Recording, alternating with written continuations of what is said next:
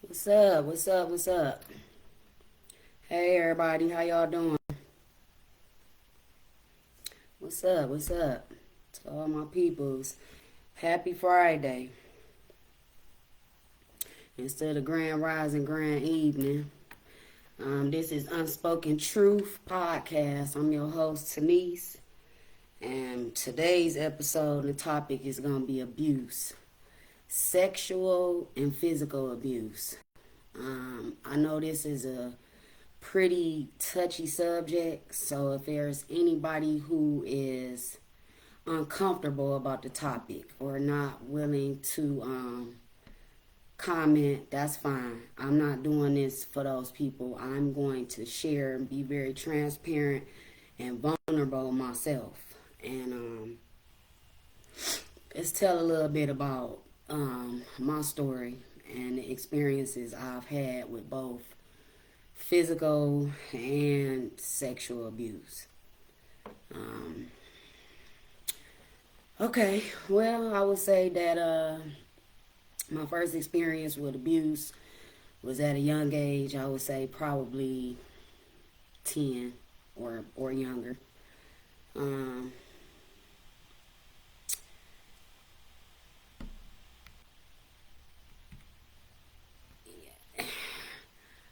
I understand so much so what that kind of abuse do to you. Why kids usually don't speak up. Um, why they choose to hold a lot of stuff in. Okay. Um, I was one of those kids. So when stuff was happening to me, I told because that's how I was raised. I was raised to speak up if somebody was doing something wrong to you or something that you knew was not right or something they was not supposed to be doing. Um, I chose to do that, me and a family member of mine, and nothing happened. Nothing happened. Like, no support, no therapy, no, hey, we need to go have a conversation with this person. We need to talk to their parents. Nothing happened. Okay. Um, and I don't want to speak too much on this family member, but she chose a different route than me. Okay. She chose to not say nothing after that. Not talk about it, not share um, with other people, with her kids. I'm gonna say I chose that route too, to a certain degree. Okay, I will say that the abuse that took place, it forced me to be very numb. Okay, to everything, to the stuff that was going on around me, the stuff that potentially could be happening to my children. Um, it just made me really numb and angry.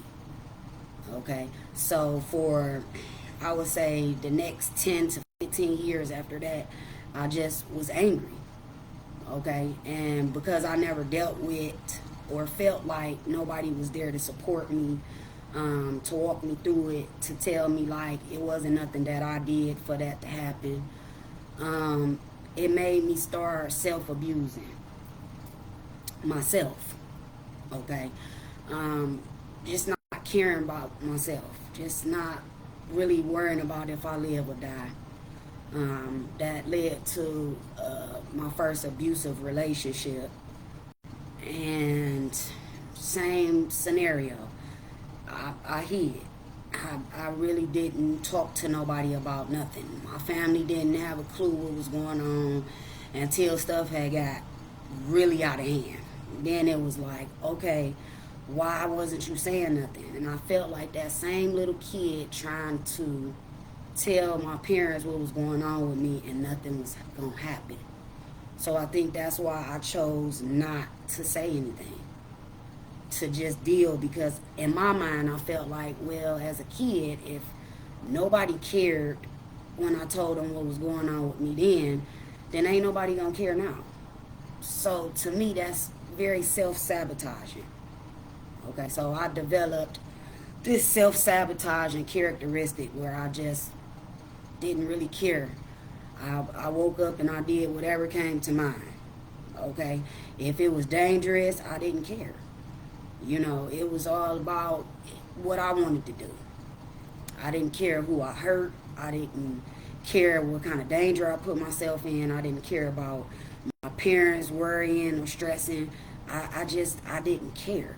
You know, I lived that mentality and lifestyle for several years, even after that, um, where I just did a whole bunch of stuff, like, in a sense, almost hoping like something would happen to me. Um, by the grace of God, though, like my kids, it is. I often tell them, y'all are so much of the reason why I'm where I'm at today that I don't think they will ever understand that. Maybe my oldest, now that she's a mother, you know, understand the bond, the love, the connection with a mother and a child. Um, they saved my life. I will definitely say that. They saved my life in more than one way. They taught me that love is patient, it's kind, it don't hurt, it's no conditions to it. Um, they they they really helped me rewire my way of thinking. But that was after almost 2 decades of me living recklessly, just like a walking time bomb. I'm just out here. I'm doing whatever, you know. And the way things is going now, I'm so grateful that I don't have that mindset, or I'm not living that lifestyle no more, or that I'm not going in that direction anymore. Um, it's perspective now. It really truly is. And I don't think that abuse is talked about enough, to be honest. In our neighborhoods, in our families, in our households. And I feel like a lot of the reason is because most times the child or the person is getting violated by somebody they trust. Somebody that's a family member, somebody that they supposed to be able to count on to show up for them, support them, be there for them. And that essentially leads to them not being able to trust people, because the person who they was trusting the most, who they never thought would violate they trust or violate them, um, did that and more. You also have scenarios and situations where the child or the victim is being threatened and told, hey, if you tell anybody, I'm going to do this and do that. Um, Let me just say to all the people that's out here that follow me, don't let nobody tell you what they gonna do to you. If you speak up and tell about what's happening to you. I watched a video yesterday talking about if we treated ourselves the way we treat our children, the type of nurturing, care, and concern, would we accept a whole lot of stuff in our life as an adult? And I have to say that that was so powerful to see that, to hear that, to be able to connect and resonate with that, that there is no way that I would allow myself to be taken advantage of, to be hurt in any kind of way that don't agree with me. Um,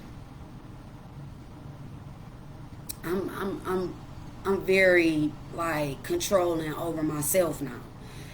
My energy, the people that I connect and interact with. I'm very protective of my peace now because of all the stuff that I've been through. Okay, the the physical abuse that went on for several years, you know, within my relationship. And I think I stayed because I thought, you know, my family, you know, my kids. I don't want my kids to be without a dad, you know. But I also learned that kids need a healthy father.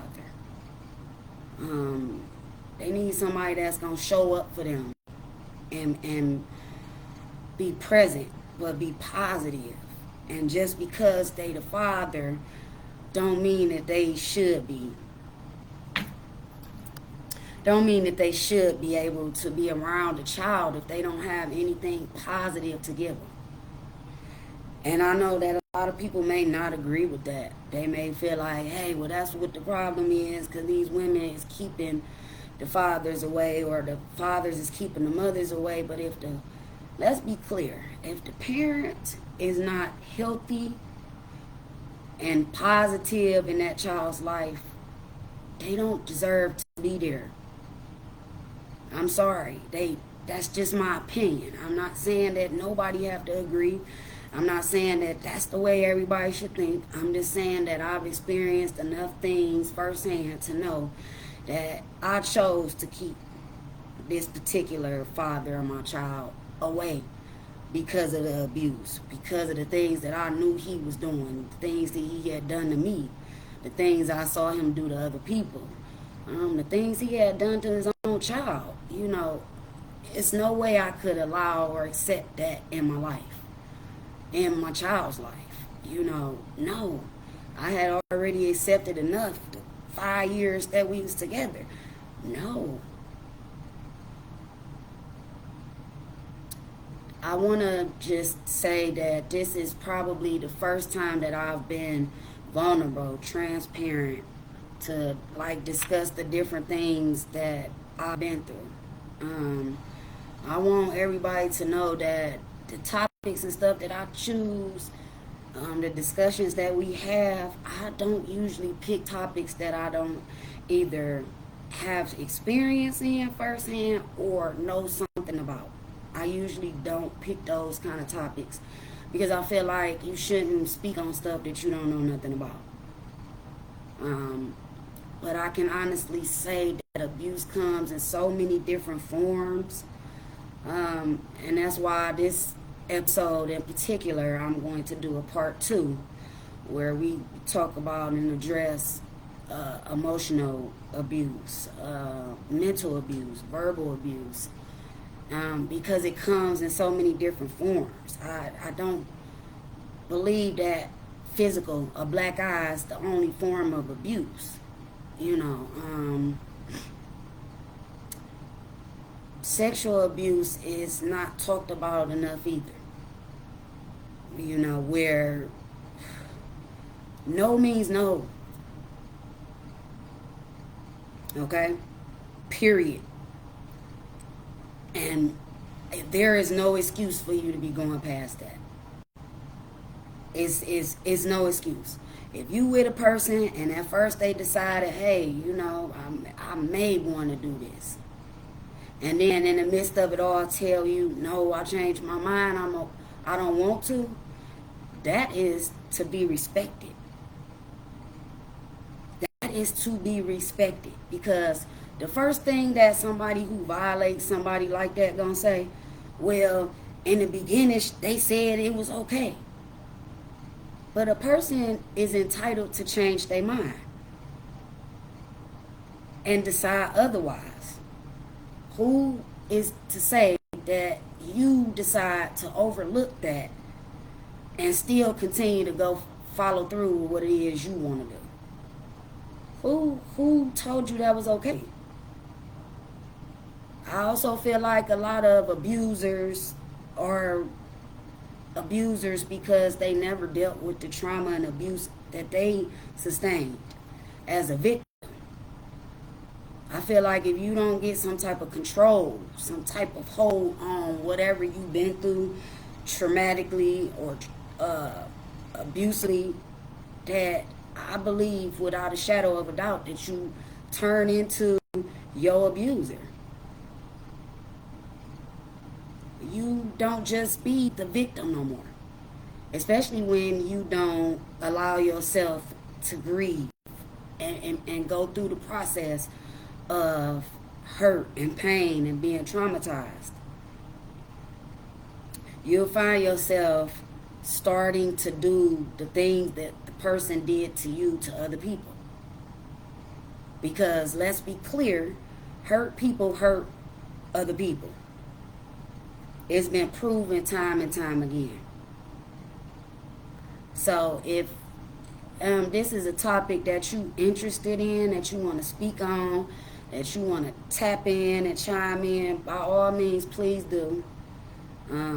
I felt the need to go first and tell a little bit about my truth, to open the gates a little bit, to make people comfortable so that they will be willing to talk about it, discuss it, know that they not the only one.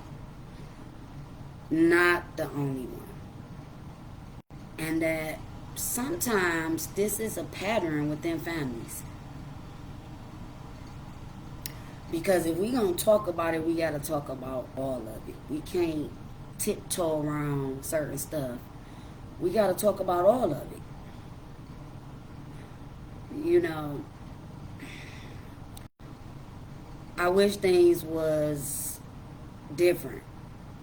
I wish that our kids could be safe.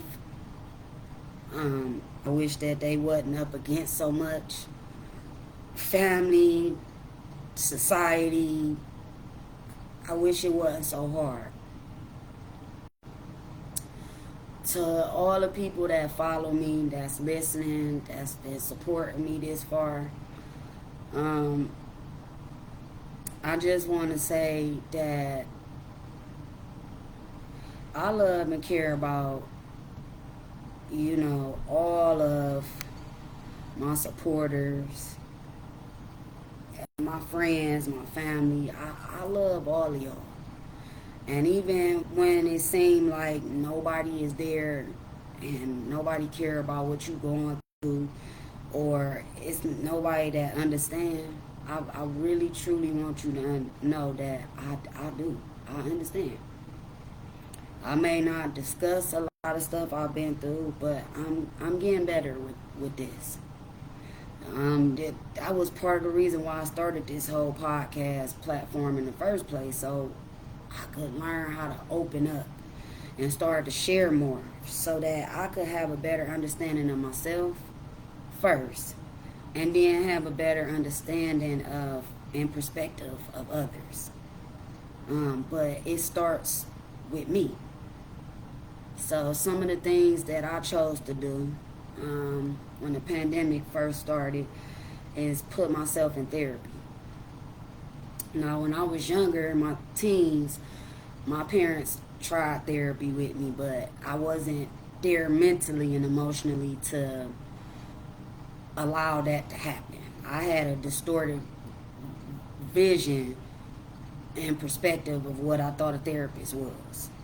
Okay, so that definitely hindered me from even being able to accept the help, if that makes any sense. And that was hard at first. It was. I was so angry. I had so much stuff bottled up inside. I clearly didn't know how to express myself. I didn't know what to do with all these emotions. I just was a mess when I first started going to therapy. But over time, I would say within the first year of therapy, I don't know exactly what clicked, but eventually, you know, I just started opening up. I just started talking more. I just started sharing more. I'm such a firm believer that the more you talk about things, the more you share things, the easier it is to get through. Now, I'm not saying that abuse don't leave scars, because it absolutely do. It absolutely do.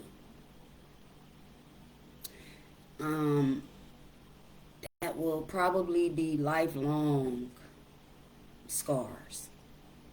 Okay? And what I've learned to do with those scars is to stop touching them. Stop picking the scab off. Allow the scar to fully heal. Stop doing stuff to it. Stop acknowledging that it's there. It's okay to feel what comes with the scar, but it's not okay to keep picking at it. Allow yourself, have some grace with yourself. I will say that. Have a whole lot of grace with yourself. Be kind to yourself. I also started an online business with some amazing people, including two of my kids that I felt was extremely helpful with me digging out of a dark place. Um, Not being so bottled up and like cautious of everything and everybody. But let's be clear, I have been burned and hurt so much by so many people that I thought cared about me that was normal for me to wait and anticipate somebody doing something to me. I had experienced so much pain and hurt that I looked forward to people doing negative stuff to me. I look forward to it. It's almost like if you came to me in a positive way, I wouldn't be able to receive or accept that because I'm looking for the bad in you. I'm not looking for the good in you. I had to rewire and change my mindset that it is still some good people out here. Everybody is not out to get me. It is some people that understand. Um, I started meditating,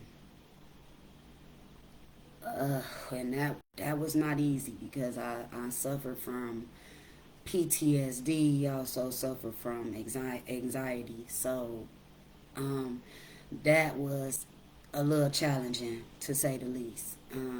To be able to sit for significant periods of time without being extremely overwhelmed or anxious.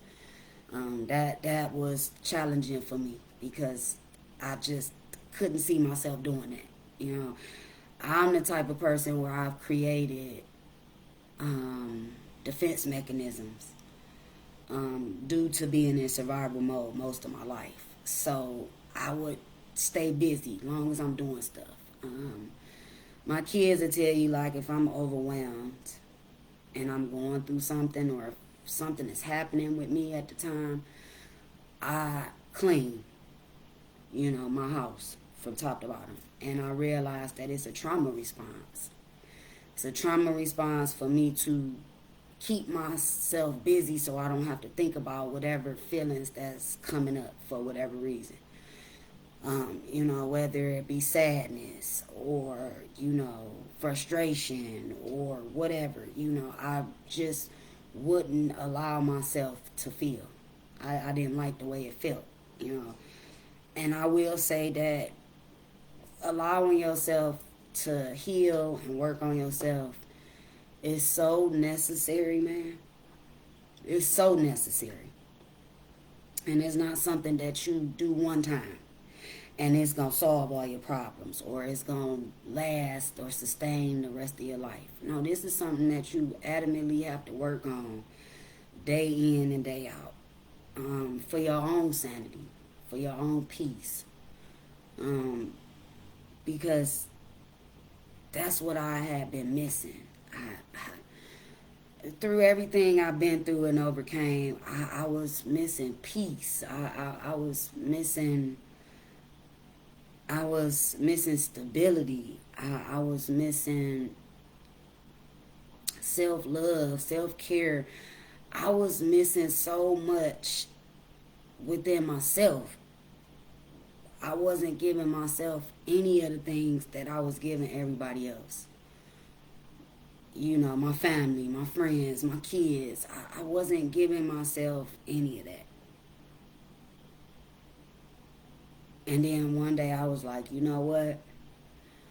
You deserve to give yourself everything that you give everybody else. And then some. I started putting affirmations on my mirrors. where I speak positivity over my life, over my day, over my circumstance. Um, I didn't grow up with that. Nobody told me that that was beneficial to my emotional stability and well-being. Nobody told me that as a child, so I started doing that. And then my kids eventually started picking that up, and they started writing out their own affirmations throughout the house. If you've ever been to my house, I mean, it's notes everywhere that tell you to say certain things to yourself. Um, I had a note at my door for you to speak 5 positive things to yourself before you come in my house. And it would weird a lot of people out. They would be like, what? But I think that when you don't understand, that is where the confusion come from. But if you allow yourself to embrace something new, um, I have no doubt that it'll be beneficial and that it'll be helpful to yourself first. Because let's be clear, we expecting so much from everybody but ourselves. And I don't, you know, mean to laugh about that, but I mean, we allow everybody else to attach such great extreme expectations on us, and we don't have any kind of expectations for ourselves. We don't have any boundaries and standards for ourselves. We not willing to hold ourselves accountable in the areas and places in our life where we know we need to work on, and acknowledge that it's an issue, it's a problem that need to be addressed. And I will say running, ignoring is the biggest self-sabotaging that you can do. And the reason I'm saying that is because I did it. I did it for 20 years. I did it. I ran. I just didn't want to deal. I ran. I felt like for a mother of 3, as I had 3 kids by the time I was 23, a mother of 3, I didn't want to deal. I didn't want to deal with nothing unless it had something to do with raising my kids. I later found out that, that was the time when I was supposed to be working on myself. That was the time that I was supposed to be rewiring and reprogramming myself from all the trauma and all the abuse and all the pain and all the hurt I had been through. Because I didn't allow myself to do that, I was essentially hurting my children. Because I was hurting.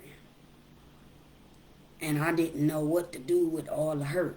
So then I started lashing out on them. I started being angry with them. I started, like I would say, verbally abusing them with the things that I would say to them. Because I was hurting. And nobody was telling me that I was hurting them until, years later, where they started being able to speak up for themselves. Or, close friends of mine would pull me to the side and we would have those hard, transparent conversations where it's like, hey, man, your approach. My son, for sure, he was like, if you stop being so aggressive with your approach, man, then the response wouldn't be aggressive. And it was some of the realest shit he had said to me, to be honest. But I was still frustrated. At that point, I was still more concerned with the messenger instead of the message. Because the messenger is really not as important as the message that the messenger is bringing. And I had to realize that I didn't want to keep swimming against the current. I didn't want to keep being tired because I'm fighting. I felt like I had been fighting against myself my whole life. Like, I just was tired. I just had reached a breaking point where I was like, you know what? I can't run no more. Because everything I kept trying to do up ahead of me and all my mess was already there. All my pain, all my trauma, all the stuff I had been through, all the stuff I had been trying to avoid, it was already there before I got there. So essentially, all my troubles, all my problems, it was bleeding on everything that I kept trying to start new, fresh. And that's when I realized, like, okay, I can't run no more. I have to turn around and face my shit. I would encourage anybody to just face and own your stuff, man. For real. It is such a relief once you get to a place where you aware, acknowledging, and accountable. I mean, the uncomfortableness comes from you being resistant to those things. That's what I learned during the beginning of this journey, because I'm still on it. Ain't no such thing as nobody being perfect, okay? And I don't care what it look like. People wear pain very well, very well, because I did it for a long time. Nobody believed that I had been through a third of what I end up sharing, at a later time with them.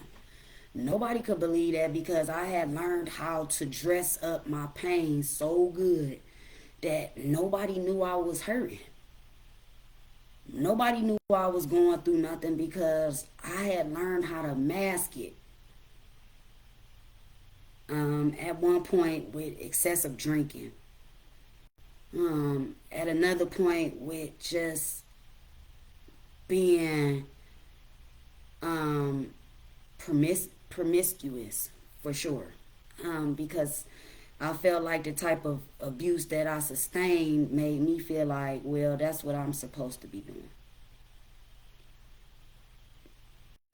Let me tell you that your body is sacred and it should not be shared with everybody.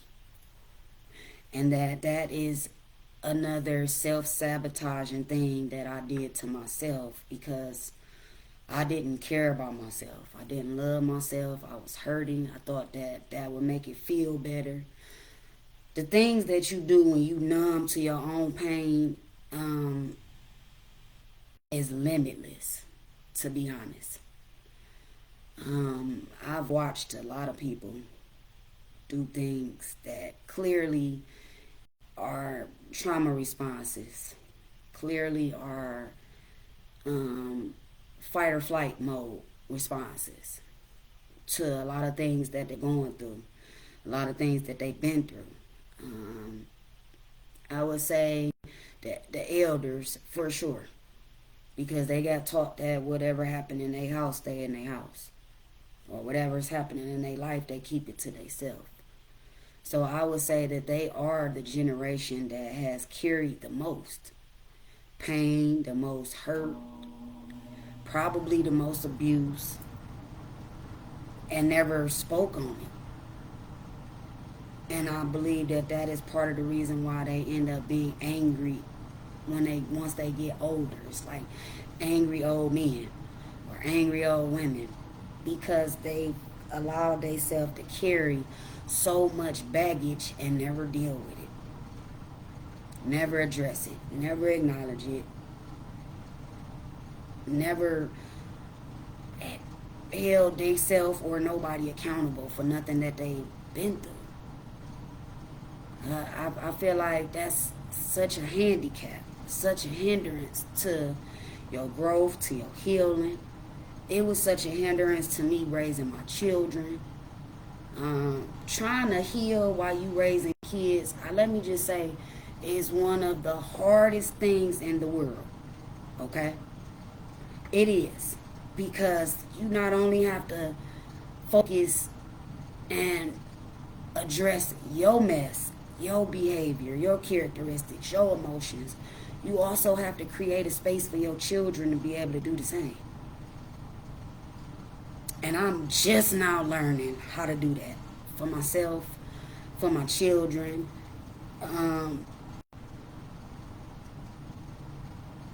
To learn how to speak from a place that's not so emotionally driven. And that is extremely hard for me. But I'm working on it. And I feel like I've come a long way with how I choose to address things.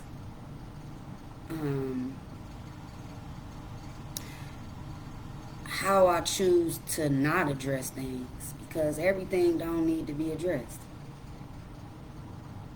You know, checking myself. I started checking myself. When I felt myself doing something that I didn't feel like would be beneficial to nobody, even myself, I started checking myself. I started saying like, no, you was dead wrong for that. I started changing the way I thought. I stopped allowing myself to think negative.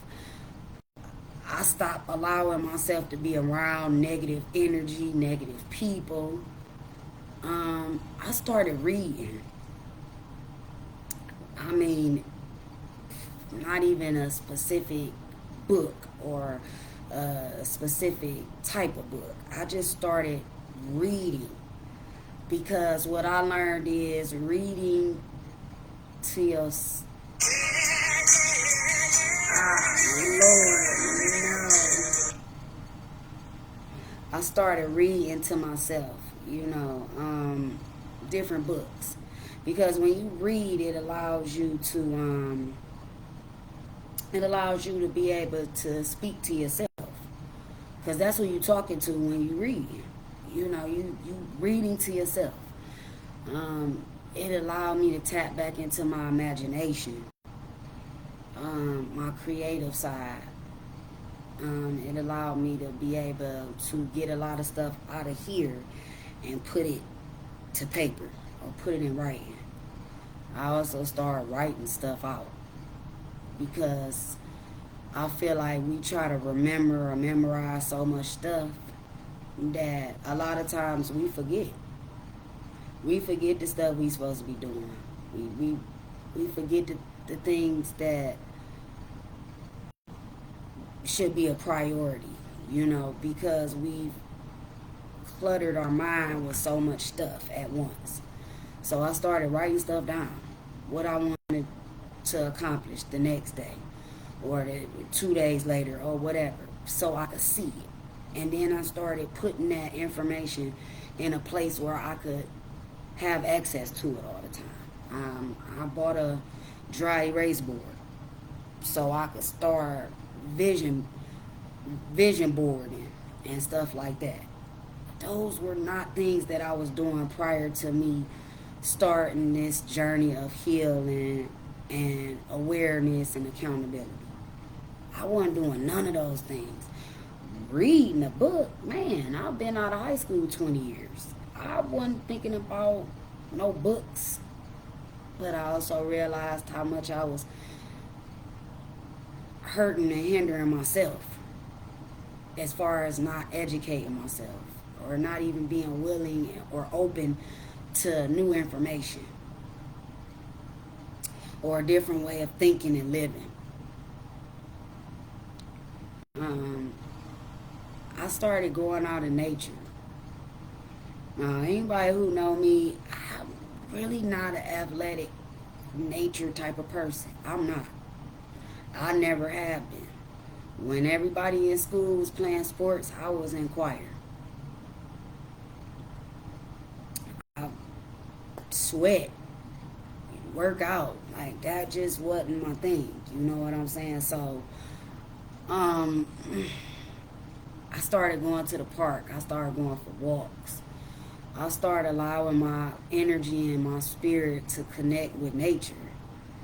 And that was so freeing and liberating for me because I had spent so much time in the house with my kids, isolating myself and shutting down so I didn't have to deal with nothing, you know.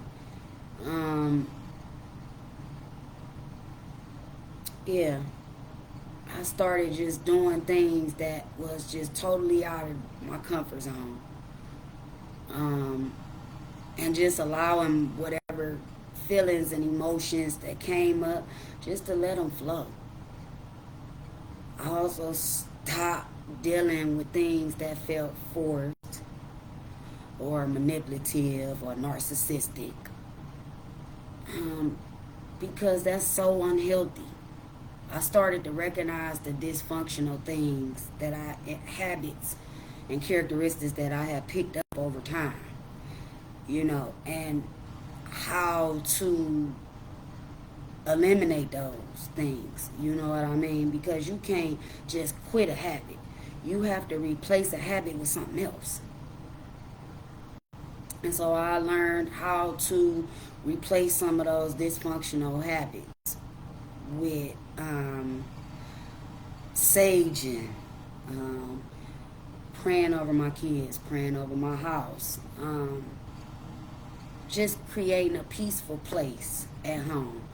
Because I feel like outside is already a battlefield. Your household shouldn't have to be that.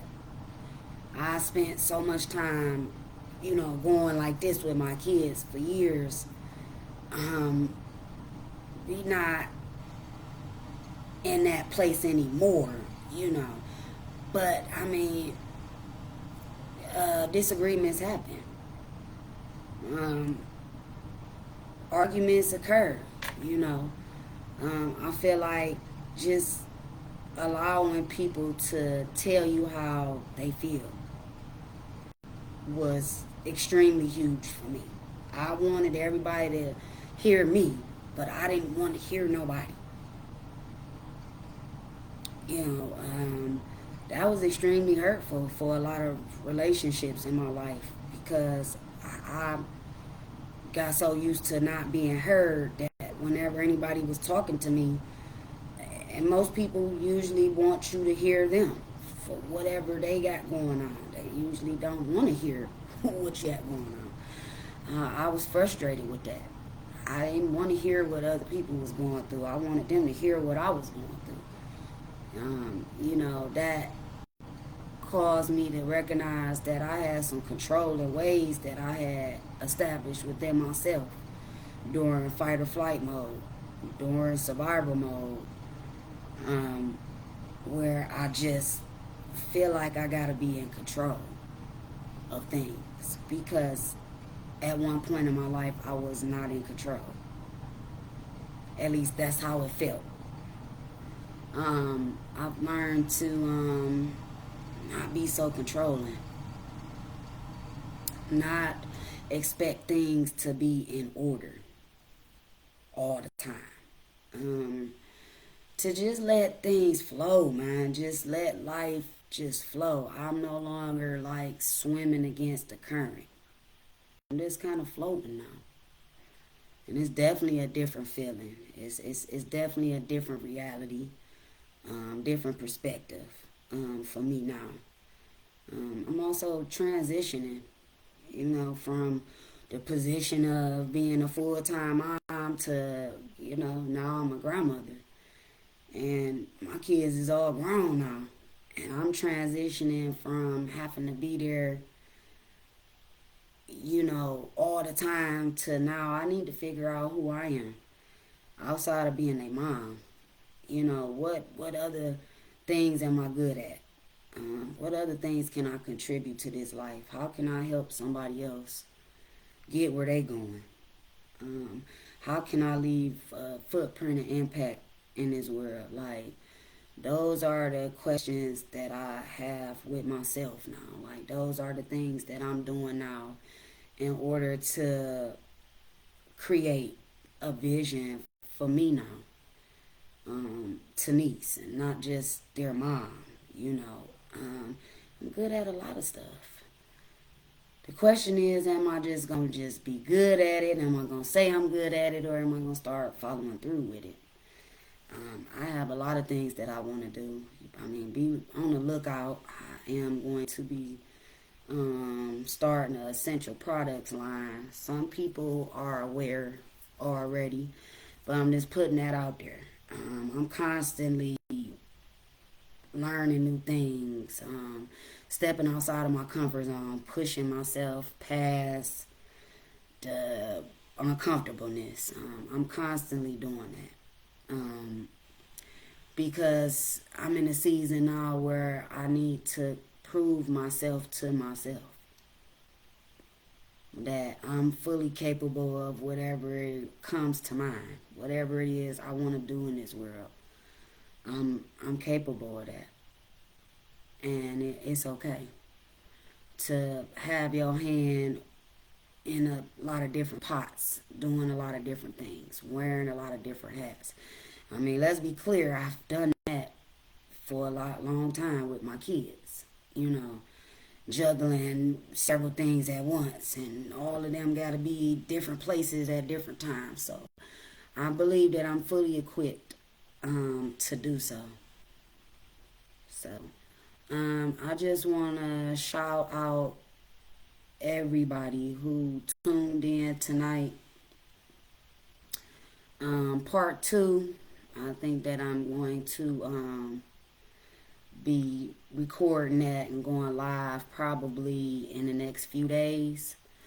Again, part two of this topic, abuse, will be on emotional, mental, and verbal abuse. Make sure that you tune in, tap in.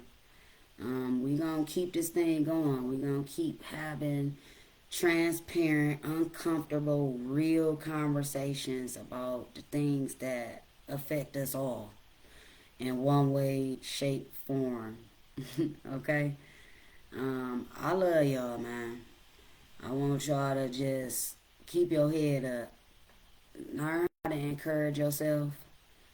Um, be kind to yourself. Have some grace with yourself. Take it easy. Yeah, nothing was built overnight. And anything worth having is it's supposed to be a process. It's not supposed to be quick and easy. It's supposed to be a little challenging to make you be more appreciative of it. But I love y'all. Y'all stay tuned. Look out for future short reel videos in between this episode and the next. And I hope that y'all have a safe Friday. Make sure y'all do something great this weekend. Call your strong friends. Check in on your family, the elders, the sick and shut in. Do something for somebody else this weekend, okay? I love y'all. Y'all stay tuned for future episodes. Peace.